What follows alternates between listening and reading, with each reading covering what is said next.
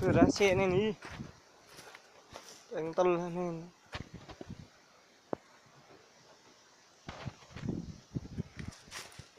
Này chèn giật xe đâm này mất tay em rê. Tol nó chỉ muông con này nè. Bùi à. Xe này rắp mới dư. Rắp của. Có vãi này tol này nè. Dư xe mới rắp nhớ lên. Làm chắc là bảy. Ủa ta phải nghĩ. Có lẽ bố thôi không có. To có mất tay em rê. Phải sát.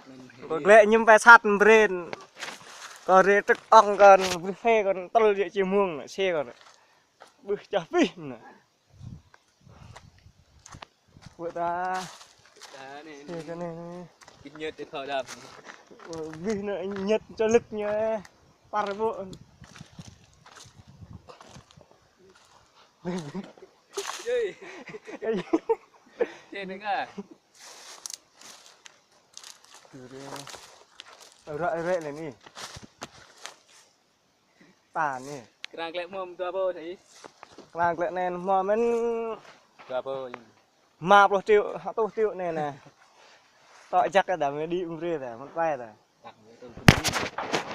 chắc đê xe rồi này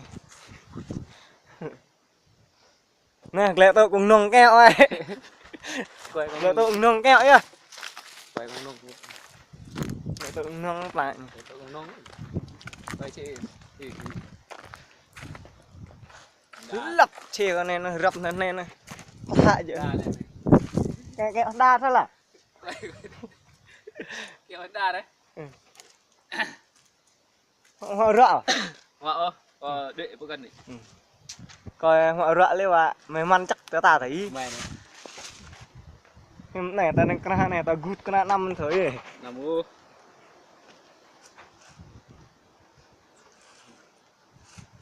bộ ta xì rồi nè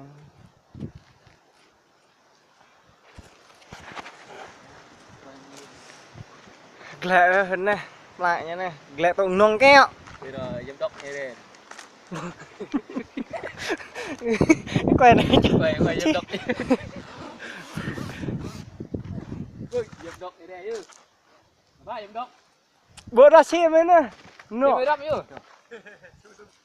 vô xe miệng lạ đâu không chịu muông nên này Mày đắp tao không muông. ông rứt về thêm quan thật lại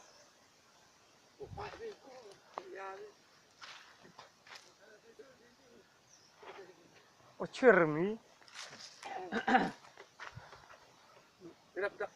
vừa mới tôi nền biếp nền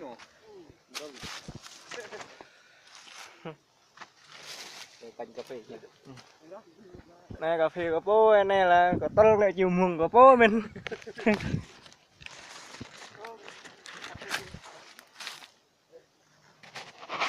Chắc biết trụi vị. vị bên sội như này thằng chịu muông tệ tiêu cơ ơi tiêu có tệ quen cạn cái này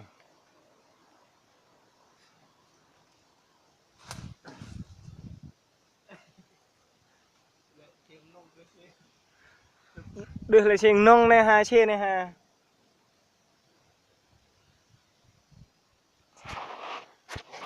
bắt đèn vợ ra xe ra này em ta đánh ngã này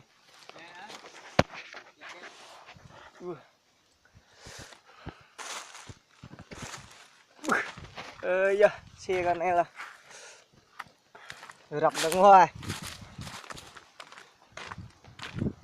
em thôi đua ta thấy lẹ cho hề Đấy. lẹ vừa đua lẹ tụng nông keo